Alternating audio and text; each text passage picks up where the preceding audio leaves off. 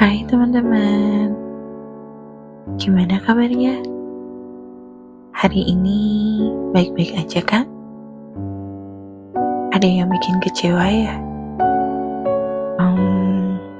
Ketika keadaan berjalan gak sesuai dengan ekspektasi kita, memang gak enak ya rasanya. Kecewa, bisa dibilang gitu. Oke, malam ini bareng aku Sari di podcast Pengantar Tidur akan menemani kamu semua dengan sebuah ocehan yang mudah-mudahan berguna ya. Kita semua pernah merasa kecewa kan?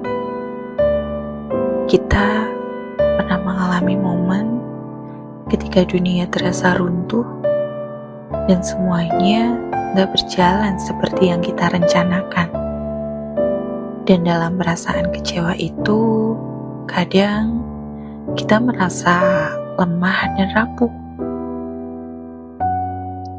Tapi, tahukah kalian teman-teman, kita merasa kecewa karena kita berani mengharapkan lebih dan kita peduli. Dalam setiap harapan yang hancur, ada peluang yang tumbuh.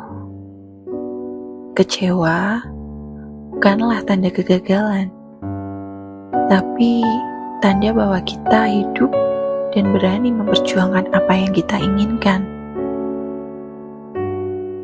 Dalam ketidakpastian dan kegagalan, kita menemukan ruang untuk mengenal diri kita lebih baik dan meresapi arti sejati dari tekad dan perjuangan. Pernahkah kalian berpikir bahwa saat-saat kecewa adalah saat-saat di mana kita memiliki kesempatan untuk mengubah cara kita melihat dunia? Kita bisa melihat sebagai pintu yang tertutup atau sebagai jendela yang terbuka menuju peluang baru. Ini adalah momen di mana kita bisa memilih untuk tumbuh dan berkembang, bukannya terjebak dalam perasaan yang mengikat. Namun, penting untuk memberi kita izin untuk merasakan kecewa. Kadang, kita berusaha begitu keras untuk mengesampingkan perasaan ini.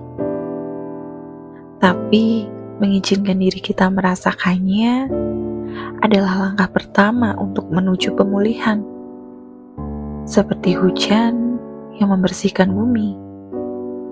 Air mata kecewa membersihkan hati kita dari beban yang terlalu berat. Dalam momen kecewa, ingatlah bahwa kita tidak sendirian. Ada jutaan hati yang juga pernah merasa terpatahkan.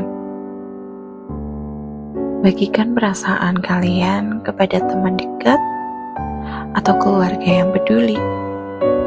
Karena kadang, mengungkapkan perasaan sendiri itu adalah langkah pertama menuju kesembuhan.